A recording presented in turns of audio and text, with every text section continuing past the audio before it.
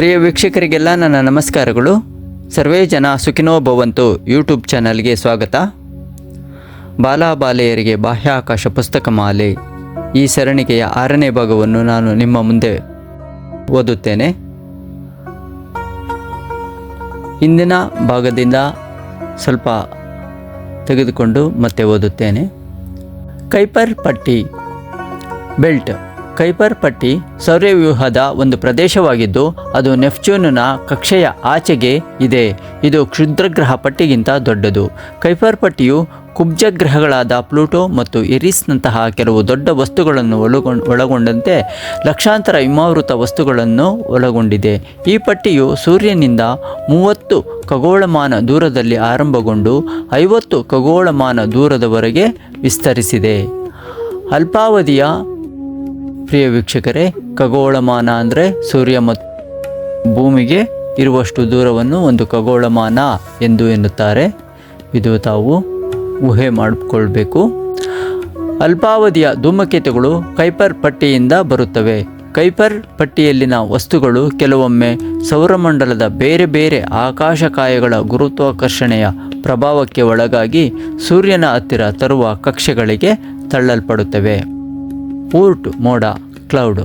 Oort ಮೋಡ Kuiper ಪಟ್ಟಿಯ ಆಚೆಗೆ ಇದೆ. ವಿಜ್ಞಾನಿಗಳು ಊರ್ಟ್ ಮೋಡ ಎಂದು ಕರೆಯಲ್ಪಡುವ ಶತಕೋಟಿ ಧೂಮಕೇತುಗಳ ಮತ್ತೊಂದು ಸಂಗ್ರಹವಿದೆ ಎಂದು ನಂಬುತ್ತಾರೆ. ಊರ್ಟ್ ಮೋಡದ ಹೊರಗಿನ ಮಿತಿಯು ಸೌರವ್ಯೂಹದ ಹೊರಗಿನ ಗಡಿಯನ್ನು ವ್ಯಾಖ್ಯಾನಿಸುತ್ತದೆ. ದೀರ್ಘಾವಧಿಯ ಧೂಮಕೇತುಗಳು ಊರ್ಟ್ ಮೋಡದಿಂದ ಬರುತ್ತವೆ ಮತ್ತು ಅವುಗಳಲ್ಲಿ ಕೆಲವು ಸೂರ್ಯನನ್ನು ಸುತ್ತಲೂ ಹಲವಾರು ಮಿಲಿಯನ್ ವರ್ಷಗಳನ್ನು ತೆಗೆದುಕೊಳ್ಳುತ್ತವೆ. ಊರ್ಟ್ ಮೋಡ ಸೂರ್ಯನಿಂದ ಸುಮಾರು 1 ಲಕ್ಷ ಖಗೋಳ ಮಾನದಷ್ಟು ದೂರದಲ್ಲಿದೆ.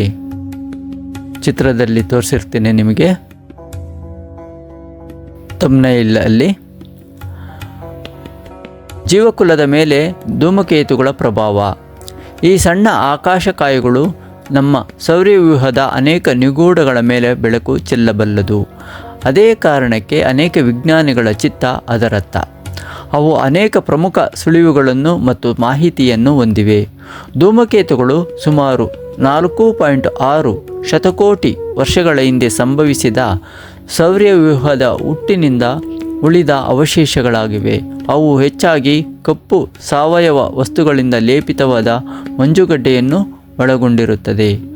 ಭೂಮಿ ಮತ್ತು ಸೌರವ್ಯೂಹದ ಇತರ ಭಾಗಗಳಿಗೆ ಮೊದಲ ಬಾರಿಗೆ ಧೂಮಕೇತುಗಳು ನೀರು ಮತ್ತು ಸಾವಯವ ಸಂಯುಕ್ತಗಳನ್ನು ತಂದಿರಬಹುದು. ತನ್ಮೂಲಕ ಜೀವದ ಉಗಮಕ್ಕೆ ಕಾರಣವಾಗಿರಬಹುದು ಎಂದು ನಂಬಲಾಗಿದೆ. ಅನೇಕ ಧೂಮಕೇತುಗಳು ಮತ್ತು ಕ್ಷುದ್ರಗ್ರಹಗಳು ಅವುಗಳ ಆರಂಭಿಕ ಹಂತದಲ್ಲಿ ಭೂಮಿಗೆ ಡಿಕ್ಕಿ ಹೊಡೆದವು. ಈ ಘಟನೆ ಸುಮಾರು 4 ಶತಕೋಟಿ ವರ್ಷಗಳ ಹಿಂದೆ ಸಂಭವಿಸಿತು. ಅವು ಭೂಮಿಯ ಸಾಗರಗಳನ್ನು ತುಂಬುವಷ್ಟು ಅಥವಾ ಅದರ ಒಂದು ಗಣನೀಯ ಭಾಗದಷ್ಟು ನೀರನ್ನು ಒದಗಿಸಿವೆ ಎಂದು ಅನೇಕ ವಿಜ್ಞಾನಿಗಳು ಭಾವಿಸುತ್ತಾರೆ. ಸುಮಾರು 66 ಮಿಲಿಯನ್ ವರ್ಷಗಳ ಹಿಂದೆ ಭೂಮಿಯ ಮೇಲೆ ಇದ್ದ ಡೈನೋಸಾರ್ಗಳು ಏಕಾಏಕಿ ಕಣ್ಮರೆಯಾದವು. ಇದಕ್ಕೆ ಮುಖ್ಯ ಕಾರಣ ಚಿಕ್ಸ್ಲಬ್ ಕ್ಷುದ್ರಗ್ರಹ ಅಥವಾ ಧೂಮಕೇತು ಎಂದು ಊಹಿಸಲಾಗಿದೆ. ಧೂಮಕೇತುಗಳಲ್ಲಿ ಗಮನಾರ್ಹ ಪ್ರಮಾಣದಲ್ಲಿ ಪಾಲಿಸೈಕ್ಲಿಕ್ ಆರೋಮ್ಯಾಟಿಕ್ ಹೈಡ್ರೋಕಾರ್ಬನ್ಗಳನ್ನು ಒಳಗೊಂಡಂತೆ ಅನೇಕ ಸಾವಯವ ಅಣುಗಳ ಪತ್ತೆಯಾಗಿದೆ. ಅದು ಧೂಮಕೇತುಗಳು ಅಥವಾ ಉಲ್ಕಾಶಿಲೆಗಳು ಜೀವನದ ಪೂರ್ವಗಾಮಿಗಳನ್ನು ಅಥವಾ ಜೀವವನ್ನೇ ಭೂಮಿಗೆ ತಂದಿರಬಹುದು ಎಂಬ ಊಹೆಗೆ ದಾರಿ ಮಾಡಿಕೊಟ್ಟಿದೆ. ಇದೇ ರೀತಿ ಧೂಮಕೇತುಗಳು ದೀರ್ಘ ಕಾಲಾವಧಿಯಲ್ಲಿ ಚಂದ್ರನಿಗೆ ಗಮನಾರ್ಹ ಪ್ರಮಾಣದ ನೀರನ್ನು ತಲುಪಿಸಿವೆ ಎಂದು ನಂಬಲಾಗಿದೆ. ಅವೇ ಇಂದು ಚಂದ್ರನ ಮೇಲೆ ಮಂಜುಗಡ್ಡೆಯಾಗಿ ಉಳಿದುಕೊಂಡಿರಬಹುದು ಎಂದು ಭಾವಿಸಲಾಗಿದೆ. ಧೂಮಕೇತುಗಳ ಪರಿಶೋಧನೆ. ಧೂಮಕೇತುಗಳನ್ನು ಬರಿಗಣ್ಣಿನಿಂದಲೂ ಕಂಡುಹಿಡಿಯಬಹುದು. ವೈಡ್ ಫೀಲ್ಡ್ ದುರ್ಬೀನು ಬಳಸಿ ಛಾಯಾಚಿತ್ರ ತೆಗೆದು ಅದರ ಮೂಲಕವೂ ಕಂಡುಹಿಡಿಯಬಹುದು. ಆದಾಗ್ಯೂ ಈ ಉಪಕರಣಗಳೇ ಇಲ್ಲದೆ ನೀವು ಕೂಡ ಧೂಮಕೇತುಗಳನ್ನು ಕಂಡುಹಿಡಿಯಬಹುದು. ಅದಕ್ಕಾಗಿ ನೀವು ಏನು ಮಾಡಬೇಕೆಂದರೆ ಈಗಾಗಲೇ ಉಪಗ್ರಹ ವೀಕ್ಷಣಾಲಯಗಳು ಸೆರೆ ಹಿಡಿದಿರುವ ಚಿತ್ರಗಳ ಅಧ್ಯಯನವನ್ನು ಮಾಡಬೇಕು. ತನ್ಮೂಲಕ ಧೂಮಕೇತುಗಳನ್ನು ಕಂಡುಹಿಡಿಯಬಹುದು. ಹವ್ಯಾಸಿ ಖಗೋಳಶಾಸ್ತ್ರಜ್ಞರು ಸೋಹೋನಂತಹ ಕೆಲವು ಉಪಗ್ರಹ ವೀಕ್ಷಣಾಲಯಗಳಿಂದ ಸಂಗ್ರಹಿಸಲಾದ ಚಿತ್ರಗಳನ್ನು ಅಧ್ಯಯನ ಮಾಡುವ ಮೂಲಕ ಆನ್ಲೈನ್ನಲ್ಲಿ ಸನ್ಗ್ರೇಜಿಂಗ್ ಧೂಮಕೇತುಗಳನ್ನು ಕಂಡುಹಿಡಿಯುವರು. ಪೋಲಿಷ್ ಹವ್ಯಾಸಿ ಖಗೋಳಶಾಸ್ತ್ರಜ್ಞ ಮೈಕೆಲ್ ಕುಸಿಯಾಕ್ ಅವರು 26 ಡಿಸೆಂಬರ್ 2010ರಂದು ಸೋಹೋವನ್ನು ಬಳಸಿ ಧೂಮಕೇತುವನ್ನು ಕಂಡುಹಿಡಿದರು. ಇದು ಸೋಹೋವನ್ನು ಬಳಸಿ ಕಂಡುಹಿಡಿಯಲಾದ 2000ನೇ ಧೂಮಕೇತು.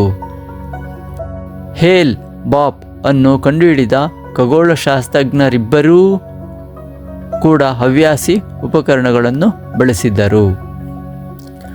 ಸೋಹೋ ಸೋಲಾರ್ ಆ್ಯಂಡ್ ಹೆಲಿಸ್ಫೆರಿಕ್ ಅಬ್ಸರ್ವೇಟರಿ ಯುರೋಪಿಯನ್ ಬಾಹ್ಯಾಕಾಶ ಸಂಸ್ಥೆ ಅಭಿವೃದ್ಧಿಪಡಿಸಿದ ಉಪಗ್ರಹ ವೀಕ್ಷಣಾಲಯ. ಮುಖ್ಯವಾಗಿ ಸೂರ್ಯ ಮತ್ತು ಸೂರ್ಯಗೋಳದ ವೀಕ್ಷಣೆಗಾಗಿ ಅಭಿವೃದ್ಧಿಪಡಿಸಲಾಗಿದೆ. ಧೂಮಕೇತುಗಳನ್ನು ಸವಿವರವಾಗಿ ಅಧ್ಯಯನ ಮಾಡಲು ವಿಜ್ಞಾನಿಗಳು ಬಹಳ ಹಿಂದಿನಿಂದಲೂ ಪ್ರಯತ್ನಿಸುತ್ತಿದ್ದಾರೆ. ಅದಕ್ಕಾಗಿ ಅನೇಕ ಯೋಜನೆಗಳನ್ನು ರೂಪಿಸುತ್ತಿದ್ದಾರೆ. ನಾಸಾದ ಡೀಪ್ ಸ್ಪೇಸ್ 1 ಬಾಹ್ಯಾಕಾಶ ನೌಕೆಯು 2001ರಲ್ಲಿ ಬೊರೆಲ್ಲಿ ಧೂಮಕೇತುವಿನ ಸಮೀಪ ಹಾರಿತು ಮತ್ತು ಅದರ ನ್ಯೂಕ್ಲಿಯಸ್ನ ಛಾಯಾಚಿತ್ರ ತೆಗೆಯಿತು. ನ್ಯೂಕ್ಲಿಯಸ್ ಸುಮಾರು 8 ಕಿಲೋಮೀಟರ್ ಉದ್ದವಾಗಿದೆ ಎಂದು ತಿಳಿಸಿಕೊಟ್ಟಿತು. ಧೂಮಕೇತುವಿನ ಮಾದರಿ ಮತ್ತು ಚಂದ್ರನ ಕಕ್ಷೆಯಿಂದಾಚೆ ಮಾದರಿಗಳನ್ನು ಭೂಮಿಗೆ ಹಿಂದಿರುಗಿಸಿದ ಮೊದಲ ಬಾಹ್ಯಾಕಾಶ ನೌಕೆ ಸ್ಟಾರ್ಡಸ್ಟ್ ಆಗಿದೆ. ಹೇಲ್ ಬಾಪ್ ಧೂಮಕೇತುವನ್ನು 1995ರಲ್ಲಿ ನ್ಯೂ ಮೆಕ್ಸಿಕೋದ ಅಲೆನ್ ಹೇಲ್ ಮತ್ತು ಅರಿಜೋನಾದ ಥಾಮಸ್ ಬಾಪ್ ಅವರು ಗುರುಗ್ರಹದ ಕಕ್ಷೆಯಿಂದ ದೂರದಲ್ಲಿ ಹಾದು ಹೋಗುವಾಗ ಕಂಡುಹಿಡಿದರು. 2004ರಲ್ಲಿ ಸ್ಟಾರ್ಡಸ್ಟ್ ಬಾಹ್ಯಾಕಾಶ ನೌಕೆಯು ವೈಲ್ಡ್ 2 ಧೂಮಕೇತುವಿನ ಅತಿ ಸಮೀಪ ಪ್ರಯಾಣಿಸಿತು.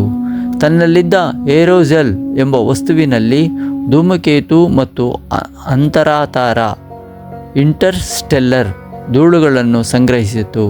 ಸತತ 2 ವರ್ಷಗಳ ಕಾಲ ಅದು ತನ್ನ ಕಾರ್ಯಾಚರಣೆಯನ್ನು ಮಾಡಿತು. ಬಳಿಕ ಸಂಗ್ರಹಿಸಿದ ವಸ್ತುಗಳೊಂದಿಗೆ ಉತಾಹ್ ಮರುಭೂಮಿಯಲ್ಲಿ ಇಳಿಯಿತು. ಸ್ಟಾರ್ಡಸ್ಟ್ ಯೋಜನೆಯಿಂದ ದೊರೆತ ಮಾದರಿಗಳು ಕೆಲವು ಧೂಮಕೇತುಗಳು ಆರಂಭಿಕ ಸೂರ್ಯನಿಂದ ಹೊರಹಾಕಲ್ಪಟ್ಟ ವಸ್ತುಗಳನ್ನು ಒಳಗೊಂಡಿರಬಹುದೆಂದು ಸೂಚಿಸಿತು. ವಿಜ್ಞಾನಿಗಳ ಸೈದ್ಧಾಂತಿಕ ಊಹೆಗಿಂತ ವಿಭಿನ್ನವಾಗಿ ವಿಶ್ವ ರೂಪುಗೊಂಡಿರಬಹುದು ಎಂದು ಸಂಕೇತಿಸಿತು. ಸ್ಟಾರ್ಡಸ್ಟ್ ಮಾದರಿಗಳ ವಿಶ್ಲೇಷಣೆಯು ಧೂಮಕೇತುಗಳು ಮೂಲತಃ ಯೋಚಿಸಿದ್ದಕ್ಕಿಂತ ಹೆಚ್ಚು ಸಂಕೀರ್ಣವಾಗಿರಬಹುದು ಎಂದು ಸೂಚಿಸುತ್ತದೆ. ಸೂರ್ಯ ಅಥವಾ ಇತರ ನಕ್ಷತ್ರಗಳ ಬಳಿ ರೂಪುಗೊಂಡ ಖನಿಜಗಳು ಈ ಮಾದರಿಯಲ್ಲಿ ಕಂಡುಬಂದಿವೆ.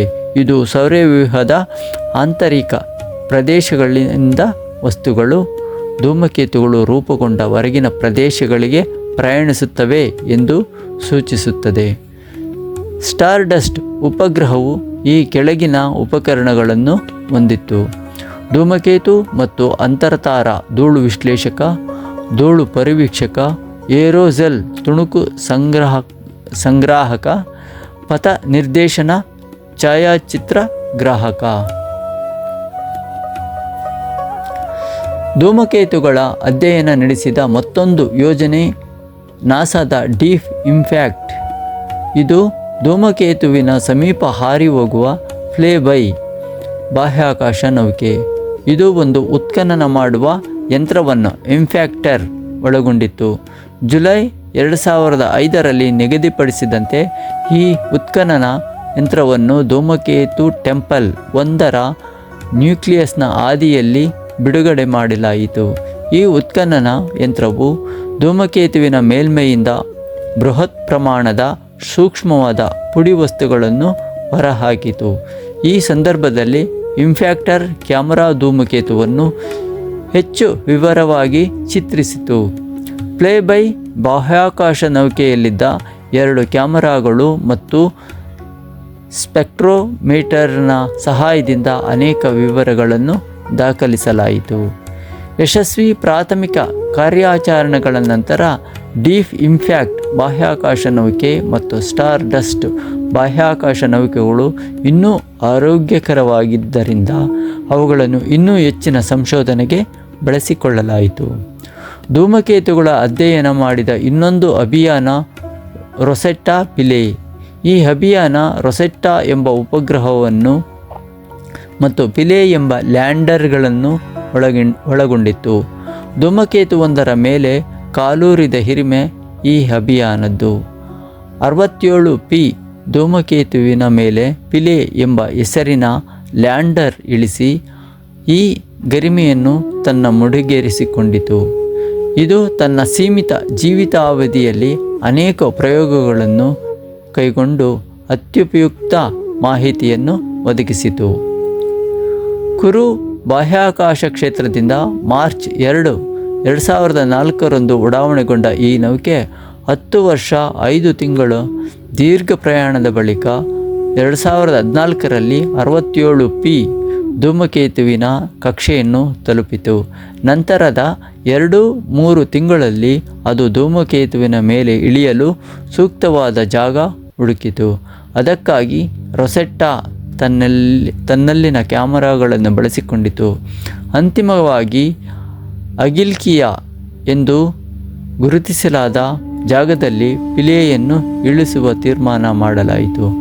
ಆದರೆ ಕೆಲ ಅಡಚಣೆಗಳಿಂದಾಗಿ ಅದು ಪೂರ್ವ ನಿರ್ಧಾರಿತ ಜಾಗದಿಂದ ಸುಮಾರು 1 ಕಿಲೋಮೀಟರ್ ದೂರದಲ್ಲಿ ಕಾಲೂರಿತು. ಅದೊಂದು ಸೂರ್ಯನ ಬೆಳಕು ತಲುಪದ ಕಿರಿದಾದ ಕಂದರ. ಹಾಗಾಗಿ ತನ್ನ ಜೀವಿತಕ್ಕೆ ಬೇಕಾದ ವಿದ್ಯುತ್ ಉತ್ಪಾದನೆ ಮಾಡಲು ಅದರಿಂದ ಸಾಧ್ಯವಾಗಲಿಲ್ಲ. ಆದರೆ ತನ್ನಲ್ಲಿದ್ದ ಬ್ಯಾಟರಿಗಳ ಸಹಾಯದಿಂದ ತನ್ನ ಕೊನೆ ಕ್ಷಣದವರೆಗೂ 3 ದಿನಗಳ ಕಾಲ ವೈಜ್ಞಾನಿಕ ಪ್ರಯೋಗಗಳನ್ನು ಕೈಗೊಂಡಿತು. ತನ್ನಲ್ಲಿದ್ದ ಕ್ಯಾಮರಾದ ಸಹಾಯದಿಂದ ಧೂಮಕೇತುವಿನ ಮೇಲ್ಮೈ ಲಕ್ಷಣಗಳನ್ನು ಸವಿವರವಾಗಿ ತಿಳಿಸುವ ಅನೇಕ ಛಾಯಾಚಿತ್ರಗಳನ್ನು ತೆಗೆದು ಆರ್ಬಿಟರ್ ಮೂಲಕ ಭೂಮಿಗೆ ರವಾನಿಸಿತು. ಅಲ್ಲಿನ ನೆಲದ ವೈಶಿಷ್ಟ್ಯಗಳನ್ನು ತಿಳಿಸುವ ಯಾವ ಖನಿಜಗಳು ಎಷ್ಟು ಪ್ರಮಾಣದಲ್ಲಿ ಇವೆ ಹಾಗೂ ಅಲ್ಲಿನ ಅಯಸ್ಕಾಂತೀಯ ವಾತಾವರಣವನ್ನು ಅರಿಯುವ ಪ್ರಯೋಗಗಳನ್ನು ಕೈಗೊಳ್ಳಲಾಯಿತು.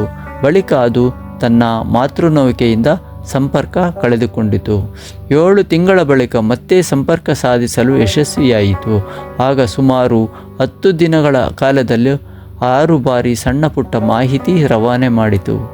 ತದನಂತರ ಶಾಶ್ವತವಾಗಿ ಸಂಪರ್ಕ ಕಳೆದುಕೊಂಡಿತು. ಇದೇ ರೀತಿ ಅನೇಕ ಉಪಗ್ರಹ ಯೋಜನೆಗಳು ನಮಗೆ ಧೂಮಕೇತುಗಳನ್ನು ಅರಿಯಲು ಸಹಾಯ ಮಾಡಿವೆ. ಆದರೆ ನಮಗೆ ತಿಳಿದಿರುವುದು ಸಾಗರದ ಒಂದು ಬಿಂದು ಮಾತ್ರ. ತಿಳಿಯಬೇಕಾಗಿರುವುದು ಇನ್ನೂ ಅಗಾಧ. ಅದಕ್ಕಾಗಿಯೇ ಭವಿಷ್ಯದ ಅನೇಕ ಯೋಜನೆಗಳು ರೂಪುಗೊಳ್ಳುತ್ತಿವೆ. ವಿವಿಧ ಉಪಗ್ರಹ ಯೋಜನೆಗಳ ಚಿತ್ರವನ್ನು ಚಿತ್ರ 4, 5, 6ರಲ್ಲಿ ಕೊಡಲಾಗಿದೆ. ಉಪಸಂಹಾರ. ಧೂಮಕೇತುಗಳು ಸೌರವ್ಯೂಹದ ಉಗಮದ ಬಗ್ಗೆ ಅನೇಕ ನಿಗೂಢಗಳನ್ನು ತನ್ನಲ್ಲಿ ಒದಗಿಸಿಕೊಂಡಿದೆ. ಅವುಗಳ ಅಧ್ಯಯನ ವಿಶ್ವದ ರಚನೆಯ ಬಗ್ಗೆ ಬೆಳಕು ಚೆಲ್ಲಬಹುದು. ಸೃಷ್ಟಿಯ ಅಳಿವು ಉಳುವಿನ ನಿರ್ಧಾರ ಮಾಡಬಲ್ಲದು. ಆದ್ದರಿಂದ ನಾವು ನಮ್ಮ ವಿಶ್ವವನ್ನು ಇನ್ನೂ ಚೆನ್ನಾಗಿ ಅರಿಯಬಹುದು. ಜಗವನ್ನು ಅರಿತು ಜಗವನ್ನುಳಿಸುವ ಪ್ರಯತ್ನಗಳು ಯಶ ಕಾಣಲಿ ಎಂದು ಹಾರೈಸೋಣ. ಈ ಕಾರ್ಯದಲ್ಲಿ ಮುಂದಿನ ಪೀಳಿಗೆ ಕೈಜೋಡಿಸುವುದೆಂದು ಆಶಿಸುತ್ತೇನೆ. ಧೂಮಕೇತುಗಳ ಅಧ್ಯಯನದಲ್ಲಿ ಇನ್ನಷ್ಟು ಪ್ರಯತ್ನಗಳು ನಡೆಯಲಿ ಮತ್ತು ಯಶ ಕಾಣಲಿ ಎಂದು ಹಾರೈಸುತ್ತೇನೆ. ಹ್ಯಾಲಿ ಧೂಮಕೇತು 2061ರ ಜುಲೈನಲ್ಲಿ ಮತ್ತೆ ಕಾಣಿಸಿಕೊಳ್ಳುತ್ತದೆ ಎಂದು ಅಂದಾಜಿಸಲಾಗಿದೆ. ಶ್ರೀಮತಿ ಸೌಭಾಗ್ಯರವರು 2005ರಿಂದ UR ರಾವ್ ಉಪಗ್ರಹ ಕೇಂದ್ರದ ನಿಯಂತ್ರಣ ವಿಭಾಗದಲ್ಲಿ ಕಾರ್ಯನಿರ್ವಹಿಸುತ್ತಿದ್ದಾರೆ. ಇವರು ಮಣಿಪಾಲ ವಿಶ್ವವಿದ್ಯಾಲಯದಿಂದ ವಿದ್ಯುನ್ಮಾನ ಮತ್ತು ಸಂವಹನ ವಿಭಾಗದಲ್ಲಿ BE ಪದವಿ ಪಡೆದಿರುತ್ತಾರೆ. ಸೌಭಾಗ್ಯರವರು ಇಸ್ರೋ ಯುವ ವಿಜ್ಞಾನಿ ಪ್ರಶಸ್ತಿ ಹಾಗೂ ವಿದ್ಯುತ್ ನೋದನ ನಿಯಂತ್ರಣ ವ್ಯವಸ್ಥೆಗೆ ಇಸ್ರೋ ಟೀಮ್ ಪ್ರಶಸ್ತಿಯನ್ನು ಪಡೆದಿರುತ್ತಾರೆ. ಇವರು ಬಾಹ್ಯಾಕಾಶ ವಿಜ್ಞಾನಕ್ಕೆ ಸಂಬಂಧಿಸಿದ 15ಕ್ಕೂ ಅಧಿಕ ಕನ್ನಡ ಮತ್ತು ಇಂಗ್ಲಿಷ್ ಲೇಖನಗಳನ್ನು ಪ್ರಕಟಿಸಿರುತ್ತಾರೆ. ಪ್ರಿಯ ವೀಕ್ಷಕರೇ, ಬಾಲಬಾಲೆಯರಿಗೆ ಬಾಹ್ಯಾಕಾಶ ಪುಸ್ತಕ ಮಾಲೆ ಈ ಸರಣಿಯ 6ನೇ ಭಾಗವನ್ನು ಇಲ್ಲಿಗೆ ಮುಗಿಸುತ್ತಿದ್ದೇನೆ.